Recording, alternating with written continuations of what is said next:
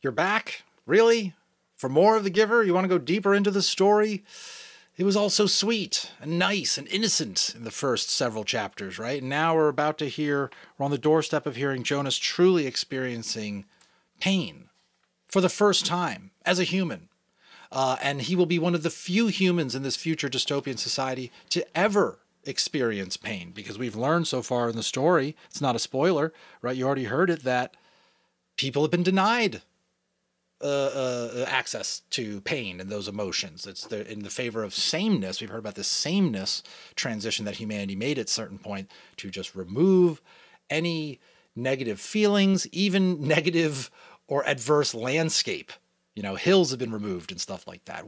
Adverse weather patterns have been removed. Anything that would be remotely painful or inconvenient seems to have been sort of filtered out of society. And that's what this whole book is sort of helping us realize, is perhaps the things that we look as negative things and things we wish weren't always a challenge for us, the decisions we have to make, the feelings that we feel, just the challengeness, sometimes the pain that we feel across and about life, that maybe those are actually things that we would miss if they were gone, right? That's what's really starting to come home to us here. So let's, without further preamble, thanks for hanging out with me a little bit on that. Let's find out what Jonas's experience is like when the Giver finally sends him into a memory that contains real pain. Deep pain, not just, sunburn pain, right? Chapter 14. It was much the same. Remember, the Giver said, I'm going to start with something familiar. Let's go once again to a hill and a sled. It was much the same, this memory, though the hill seemed to be a different one, steeper, and the snow was not falling as thickly as it had before. It was colder, also, Jonas perceived. He could see, as he sat waiting at the top of the hill, that the snow beneath the sled was not as thick and soft as it had been before, but hard and coated with bluish ice. The sled moved forward, and Jonas grinned with delight, looking forward to the breathtaking slide down through the invigorating air. But the runners, this time, couldn't slice through the frozen expanse, as they had on the other snow-cushioned hill. They skittered sideways, and the sled gathered speed. Jonas pulled at the rope, trying to steer, but the steepness and the speed took control from his hands, and he was no longer enjoying the feeling of freedom, but instead, terrified, was at the mercy of the wild acceleration downward over the ice. Sideways, spinning, the sled hit a bump in the hill, and Jonas was jarred loose and thrown violently into the air. He fell with his leg twisted under him, and he could hear the crack of bone. His face scraped along the jagged edges of ice, and when he came at last to a stop, he lay shocked and still, feeling nothing at first but fear. Then, the first wave of pain. He gasped. It was as if a hatchet lay lodged in his leg, slicing through each nerve with a hot blade. In his agony, he perceived the word fire and felt flames licking at the torn bone and flesh. He tried to move and could not. The pain grew. He screamed. There was no answer. Sobbing, he turned his head and vomited onto the frozen snow. Blood dripped from his face into the vomit. "No!" he cried, and the sound disappeared into the empty landscape, into the wind. Then, suddenly, he was in the annex room again, writhing on the bed. His face was wet with tears. Able to move now, he rocked his own body back and forth, breathing deeply to release the remembered pain. He sat and looked at his own leg, where it lay, straight on the bed, unbroken. The brutal slice of pain was gone, but the leg ached horribly still, and his face felt raw. "May I have relief of pain, please?" he begged. It was always provided in his everyday life for the bruises and wounds, for a mashed finger, a stomach ache, a skinned knee from a fall, from a bike. There was always a daub of anesthetic ointment, or a pill, or, in severe instances, an injection that brought complete and instantaneous deliverance. But the giver said no, and looked away. Limping, Jonas walked home, pushing his bicycle that evening. The sunburn pain had been so small in comparison, and had not stayed with him. But this ache lingered. It was not unendurable, as the pain on the hill had been. Jonas tried to be brave. He remembered that the chief elder had said he was brave. "Is something wrong, Jonas?" his father asked at the evening meal. "You're so quiet tonight. Aren't you feeling well? Would you like some medication?" But Jonas remembered the rules. No medication for anything related to his training, and no discussion of his training. At the time, for the sharing of feelings, he simply said that he felt tired, that his school lessons had been unusually demanding that day. He went to his sleeping room early, and from behind the closed door he could hear his parents and sister laughing as they gave Gabriel his evening bath. They have never known pain, he thought. The realization made him feel desperately lonely, and he rubbed his throbbing leg. He eventually slept. Again and again he dreamed of the anguish and the isolation on the forsaken hill. I think that's just such a powerful emotion as it pauses for a moment to a new scene.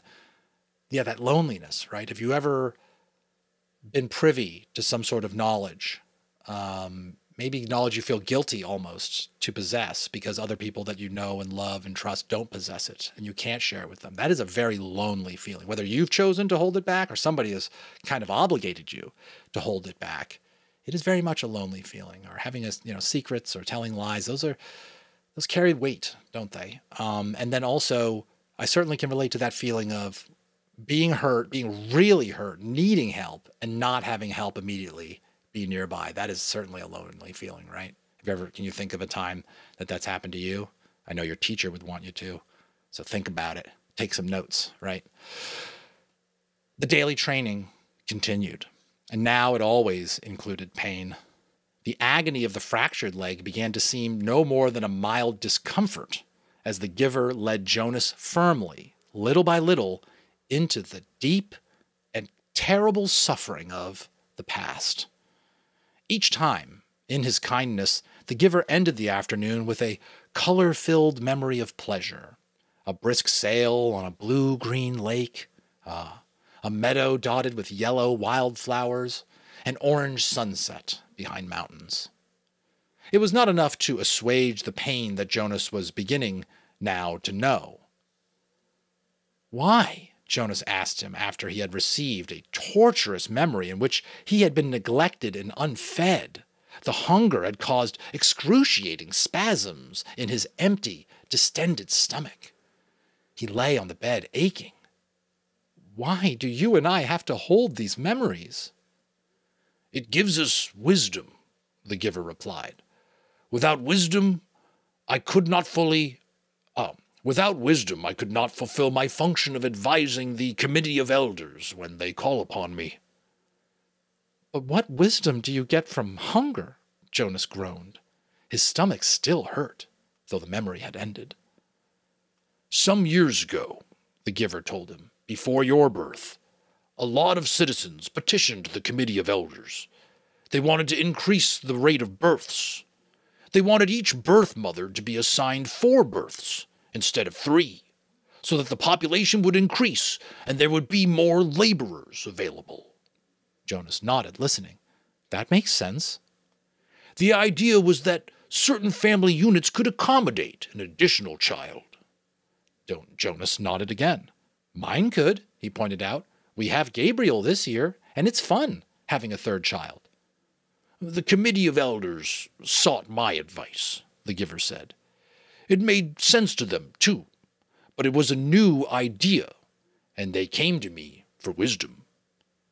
"And you used your memories?" The giver said yes, and the strongest memory that came was hunger. It came from many generations back, centuries back. The population had gotten so big that hunger was everywhere, excruciating hunger and starvation. It was followed by warfare. Warfare. It was a concept Jonas did not know. But hunger was familiar to him now. Unconsciously, he rubbed his own abdomen, recalling the pain of its unfulfilled needs. So you described that to them? They don't want to hear about pain. They just seek the advice. I simply advise them against increasing the population. But you said that was before my birth. But you said that was before my birth. They hardly ever come to you for advice. Only when they... What was it you said? When they have a problem they've never faced before? When did it happen last? Do you remember the day when the plane flew over the community? Yes, I was scared. So were they. They prepared to shoot it down. But they sought my advice. I told them to wait. But how did you know? How did you know the pilot was lost? I didn't.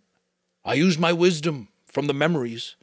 I know that there had been times in the past, terrible times, when people had destroyed others in haste, in fear, and had brought about their own destruction. Jonas realized something. That means, he said slowly, that you have memories of destruction. And you have to give them to me, too, because I have to get the wisdom. The giver nodded. But it will hurt, Jonas said. It wasn't a question. It will hurt terribly, the giver agreed. But why can't everyone have the memories? I think it would seem a little easier if the memories were shared. You and I wouldn't have to bear so much by ourselves if everybody took a part. The giver sighed. You're right, he said. But then everyone would be burdened and pained. They don't want that. And that's the real reason the receiver is so vital to them and so honored. They selected me and you to lift that burden from themselves. When did they decide that? Jonas asked angrily.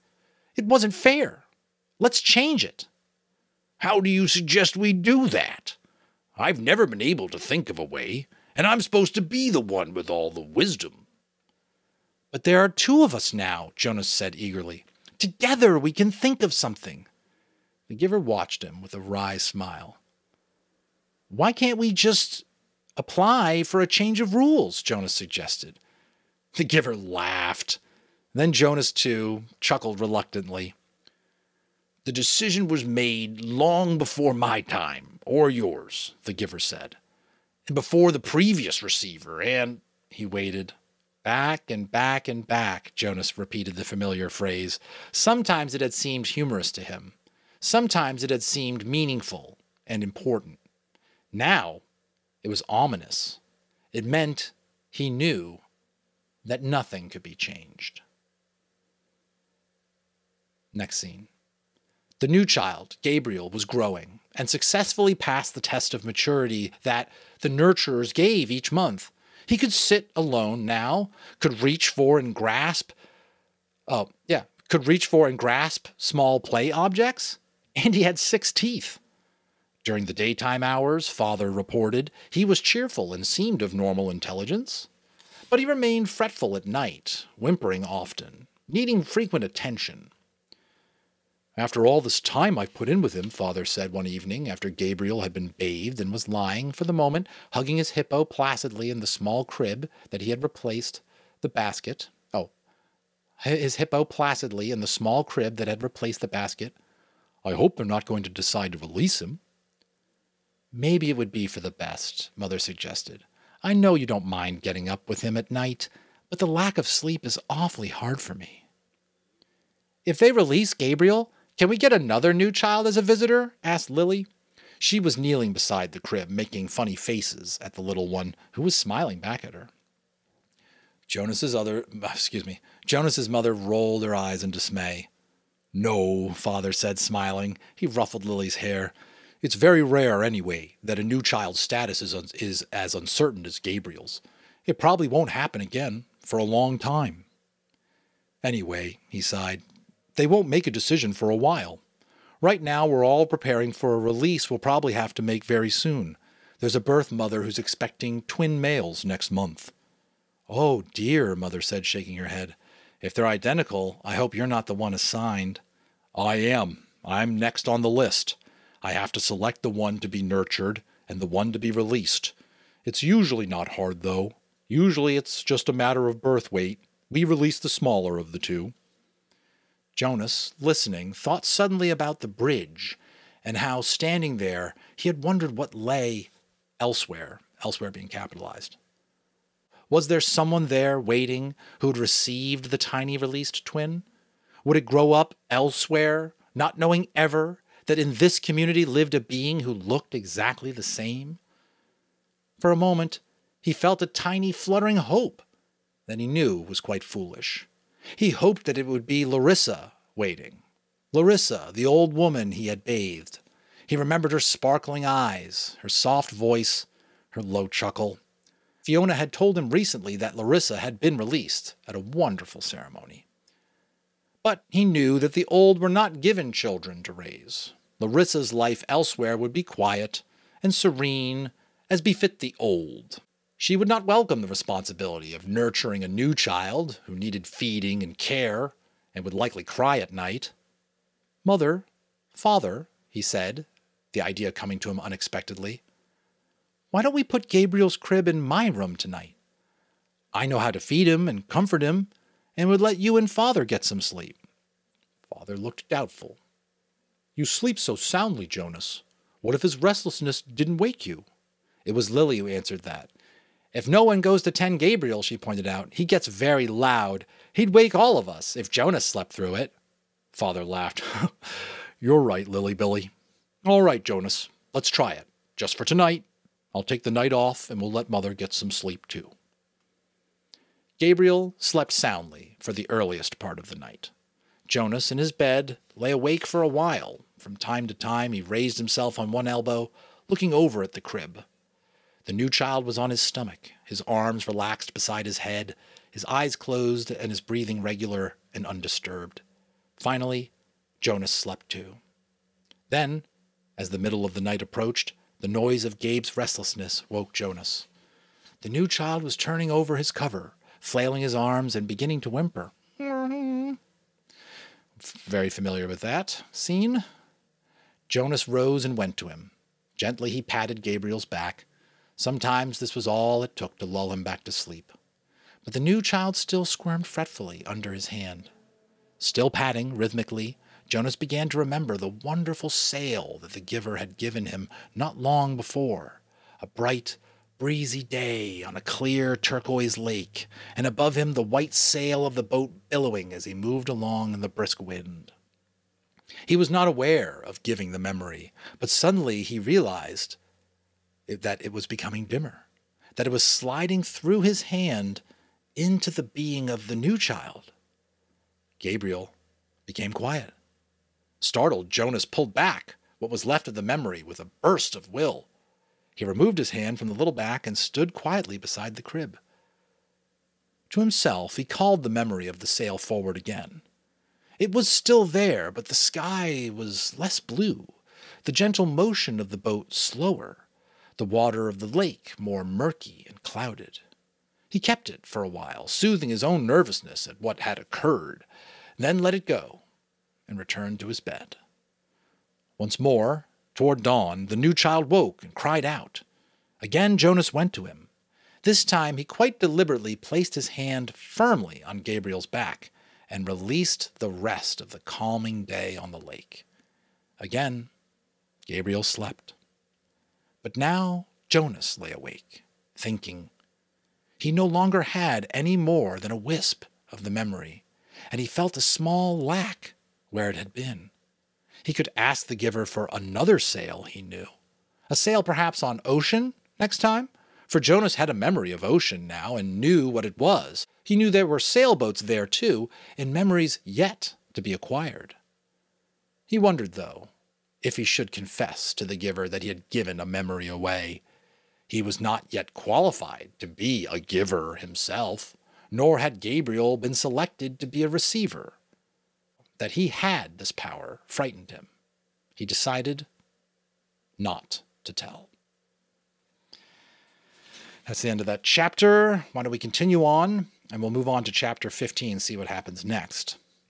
Jonas entered the annex room and realized immediately that it was a day when he would be sent away. The giver was rigid in his chair, his face in his hands. "I'll come back tomorrow, sir," he said quickly. Then he hesitated. "Unless maybe there's something I can do to help?" The giver looked up at him, his face contorted with suffering. "Please," he gasped, "take some of the pain." Jonas helped him to his chair at the side of the bed. Then he quickly removed his tunic and lay face down. "Put your hands on me," he directed, aware that in such anguish the giver might need reminding. The hands came, and the pain came with them and through them. Jonas braced himself and entered the memory which was torturing the giver. He was in a confused, noisy, foul-smelling place. It was daylight, early morning, and the air was thick with smoke that hung, yellow and brown, above the ground. Around him everywhere, far across the expanse of what seemed to be a field, lay groaning men. A wild-eyed horse, its bridle torn and dangling, trotted frantically through the mounds of men, tossing its head, whinnying in panic. It stumbled finally, then fell, and did not rise. Jonas heard a voice next to him.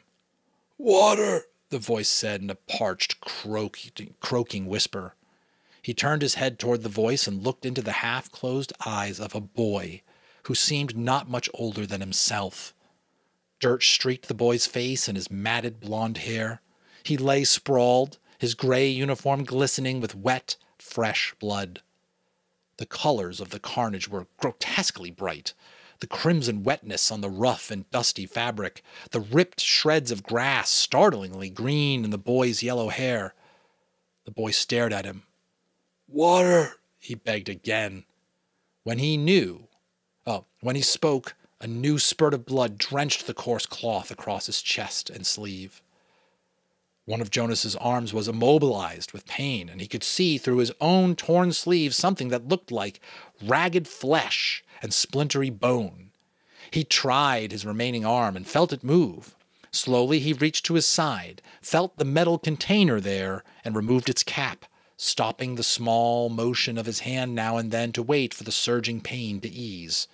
Finally, when the container was open, he extended his arm slowly across the blood-soaked earth, inch by inch, and held it to the lips of the boy.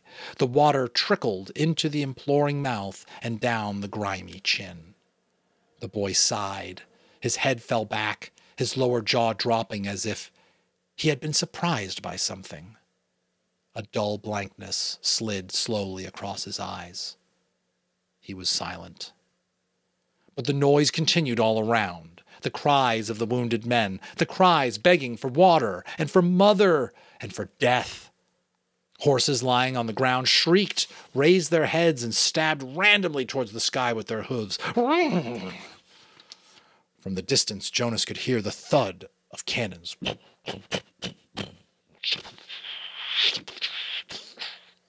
Overwhelmed by pain, he lay there in the fearsome stench for hours, listening to the men and animals die, and learned what warfare meant.